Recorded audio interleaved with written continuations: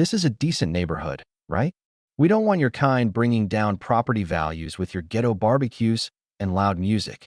That's how it started. A voice cutting through our Saturday afternoon like a damn siren, sharp and loaded, just obliterating the peace my family had fought for. I froze, half a piece of grilled chicken dangling from my tongs, the sun still warm on my arms, laughter from my kids lingering in the air, and for a second it almost felt like maybe I'd imagined it.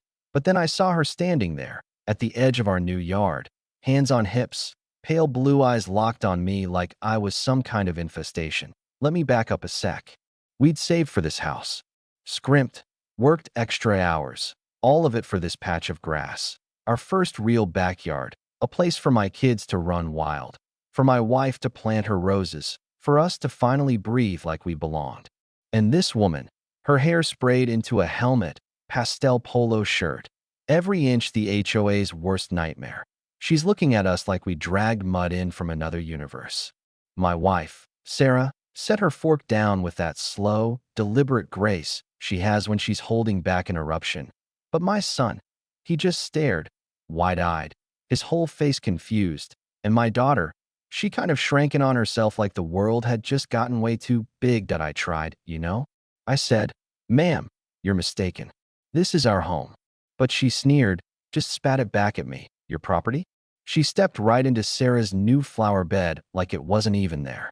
"I've lived here 25 years. I know who belongs. The Ainsworths, they were good people. They'd never sell to people like you. Squatters. Criminals. I'm giving you one chance. Get out before I call the authorities." And for a second, I thought, am I really standing here being told to leave my own home?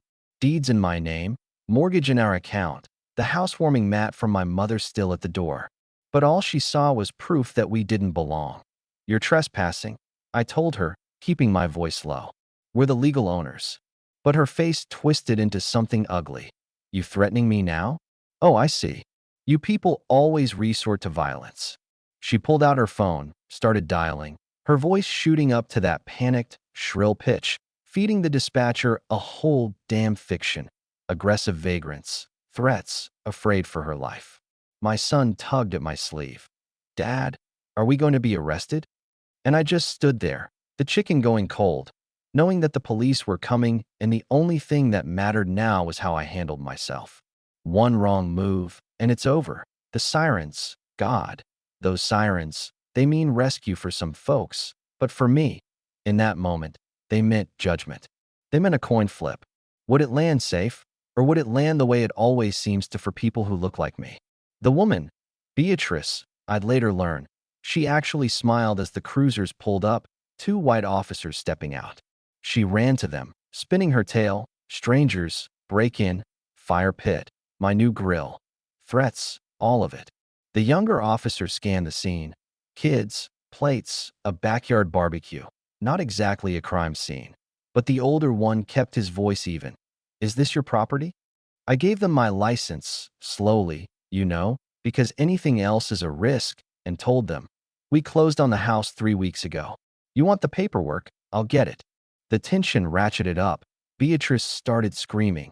"He's running. He's going for a weapon." "Officer Davis, hand on his gun. I swear, stop where you are, sir." I froze, hands up, heart slamming. I explained, "Documents are on the counter, just inside." That's all I was doing. The officers seemed to get it. Finally, Miller, the older one, asked Sarah if she could bring out the papers instead.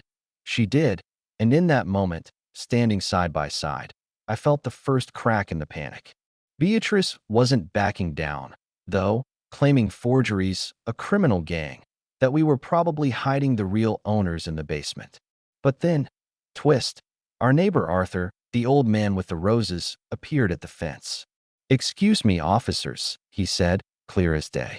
"I heard everything. This man never threatened anyone." The only person shouting was Beatrice. That was it. A witness. The spell broke. The officers read the documents, confirmed our ownership, and turned to Beatrice. She snapped, accused them of being corrupt, of being in on it with us. The anger in Officer Miller's face said everything. They detained her right there. Handcuffs, Miranda rights. The whole neighborhood watching as she screamed about her rights, and her important friends. It should have felt triumphant, but as the police drove away with her, it just felt heavy. My son looked up, asked, "Is she gone for good?" I hugged him, told him, "We're not going anywhere. This is our home." But the real fight started after the sirens faded. The story spread like wildfire. Facebook, the neighbors, the HOA, everyone had an opinion, and most weren't on our side. They called us troublemakers, accused us of playing the race card. The cold shoulders, the passive aggression, they piled on. Packages left out in the rain, newspaper gone before we could grab it, the local soccer league full when Sarah tried to sign up our son. The real war was 1,000 little cuts, death by paperwork, by stares, by whispers. Even the school wasn't safe. Teachers mentioning Beatrice as a community hero, our kids ignored on the playground. My daughter drew pictures of a yellow-haired monster yelling at our house. My son tried to defend us online, only to be buried by hate. The HOA sent us violation notices for everything. Grass too long, hose not coiled right, wind chimes, anything they could fine us for. But we kept fighting, logging everything, planning to take it all to court. Arthur stayed in our corner, calling in his nephew, a lawyer named Daniel Sterling, a real bulldog. Daniel laid out a plan, document everything, build alliances, fight in court and in the community. When the local paper ran Beatrice's side of the story, painting her as a victim, a pillar of the neighborhood, this sweet old lady, Daniel told us not to fight it in the comments. We'll use it in court. She's digging her own grave. But the hate got darker. Thugs scratched into my car. Our address posted online, strangers calling, threats pouring in. We installed cameras, started keeping logs of every incident. My kids started having nightmares. I started to crack. Rage, frustration, exhaustion. I wasn't living in a home anymore. I was defending a bunker. But Sarah, she was the backbone, the strategist. She turned the school around with documents and logic. She started Project Sanctuary, reclaiming our backyard, making it a place of joy again, refusing to let hatred win.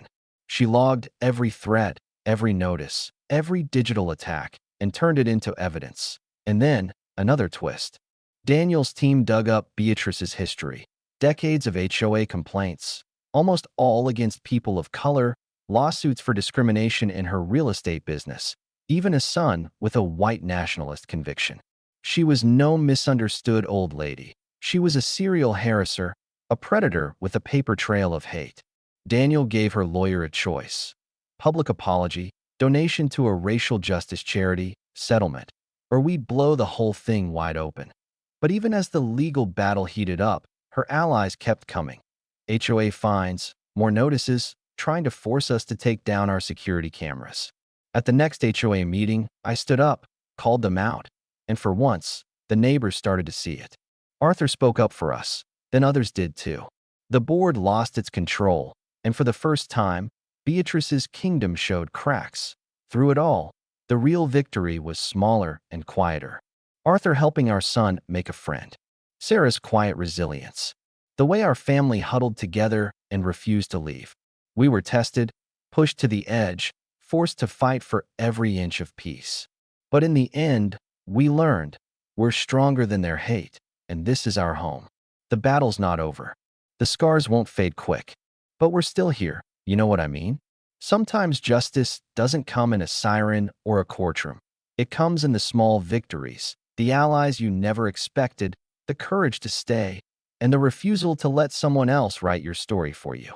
So tell me, what would you have done? When does standing your ground turn into making real change? Comment below, share your take on right, wrong, and what it really means to belong.